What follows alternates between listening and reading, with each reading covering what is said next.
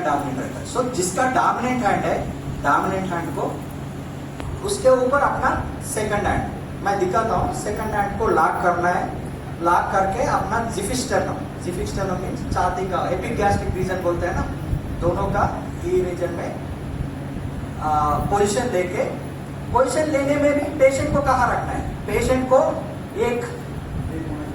को एक flat surface, okay, patient को एक फ्लैट सरफेस में रखने के लिए कोशिश करना है। देखो नीचे पेशेंट का नीचे कोई कंकड़ होगा तो फिर हम लोग और इंजुरी करेगा पेशेंट को। हाँ, पेशेंट के नीचे और फ्लैट सरफेस नहीं तो हम लोग प्रॉपरली उनको कंप्रेशंस नहीं दे पाएंगे। सो नीचे कंप्रेशन मतलब नीचे फ्लैट सरफेस में रखने के लिए कोशिश करना है। फर्स्ट पॉइंट उनका सेफ्टी, सेकंड पॉइंट उनका response and third point call for help. ये साइमल्टेनियसली विद इन 1 मिनट में खत्म होके जिन्होंने रेस्पॉन्स कर रहे हैं वो पेशेंट को हम लोग सीपीआर नहीं करना है। जो रेस्पॉन्स नहीं दे रहे हैं उनको अपना मकसद क्या है, तुरंत उनको ऑक्सीजनेटेड ब्लड देने के। उसके लिए क्या करना है, हम लोग हाथ कैसे जोड़ना है मैं बता दूंगा। अपना डोमिनेंट हैंड को राइट हैंड में ले लेना, उसके साथ अपना लेफ्ट हैंड को जोड़ी करके फिर अपना पाम का डाउन पॉइंट, पाम का डाउन पॉइंट लेके, पाम का डाउन पॉइंट लेके अपना जिफिस्टर्नम मैं इधर मैंने वो वाला अपना मैनिक्विन में मैं आपको आप सब लोगों का एक बार दिखाता हूँ। जिफिस्टर्नम में रख के फिर 1 मिनट के अंदर 120 कंप्रेशंस, मतलब 1 मिनट के अंदर 120 कंप्रेशन ईच। उसके लिए क्राइटेरिया है, वो अमेरिकन क्राइटेरिया सबको, बट कंप्रेशंस प्रॉपरली 2 इंच जाना है। कंप्रेशन ईच कंप्रेशन 2 इंच जाना है। कंप्रेशन जाने के बाद दबाते उनको रिकॉइलिंग के लिए भी लंग्स को थोड़ा सा रिकॉइल करने के लिए टाइम देना है। तो प्रॉपर कंप्रेशन फॉर 2 इंच, फिर उनको रिकॉइल करने के लिए भी थोड़ा सा टाइम देके ईच 30 सेकंड 30 कंप्रेशन होने के बाद काउंट करना है। ईच कंप्रेशन 30 कंप्रेशन आप काउंट करना है, काउंट करके 2 बार माउथ ब्रीथिंग देना है। सो 30:2 बोलते हैं उसको, ठीक है, 30:2।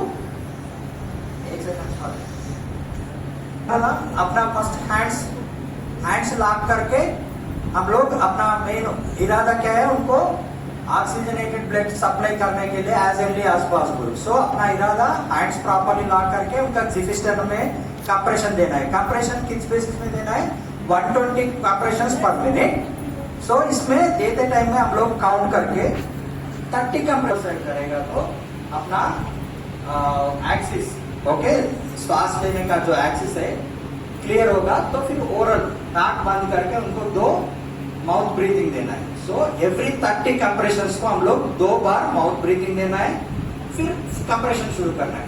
सो एक आदमी मैक्सिमम ऐसे टाइम पे 2 मिनट्स ओनली। 2 मिनट्स के बाद दूसरा बॉडी रेडी रहेगा, वो वाला भी सेम वही काम करेगा।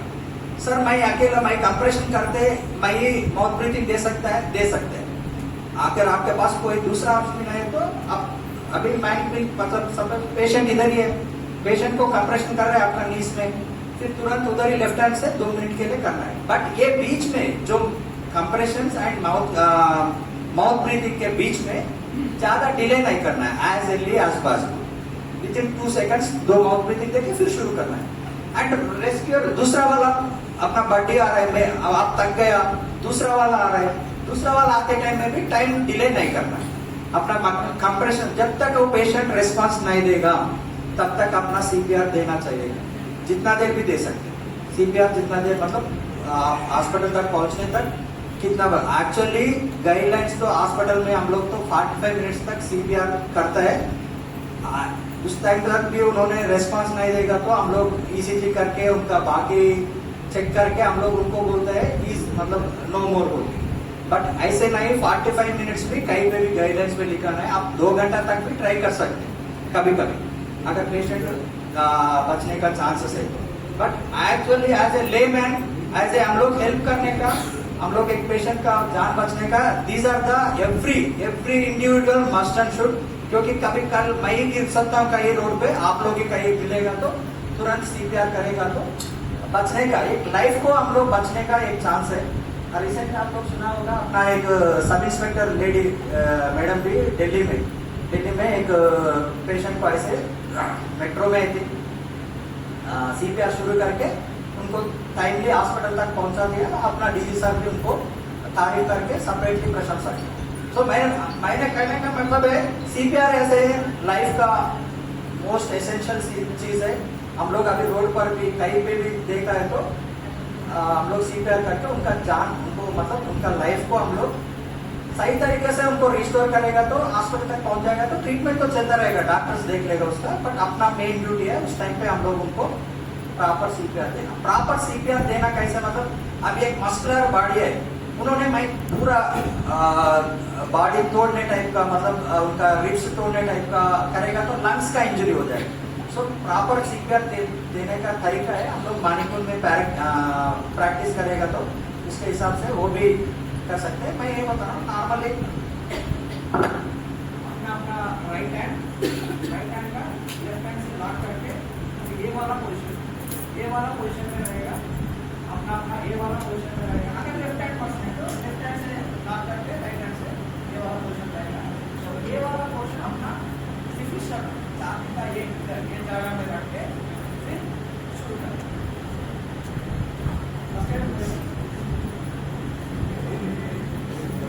तो अभी ये अनकॉन्शियस पेशेंट है, सडनली हम लोग देखा इनको, अभी ये अनकॉन्शियस पेशेंट है।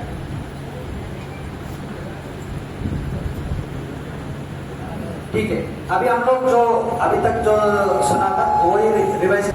सो फर्स्ट ऑफ ऑल कोई भी अनकॉन्शियस पेशेंट है, कोई भी रिस्पॉन्स नहीं दे रहा है, ये पेशेंट को अपना CPR देना, कार्डियो पल्मोनरी रिससिटेशन अपना CPR देना अपना मेन मकसद है।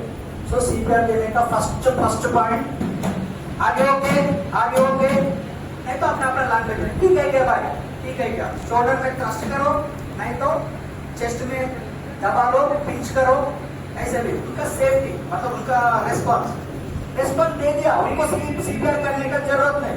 रेस्पॉन्स देने वाला पेशेंट को कभी भी CPR देने का जरूरत नहीं। अगर तभी रेस्पॉन्स नहीं कर पा रहे, अभी हम लोग सेफ्टी भी देख लिया, रेस्पॉन्स भी चेक किया, लेकिन 10 to 20 सेकंड मैक्सिमम फिर शुरू करना है।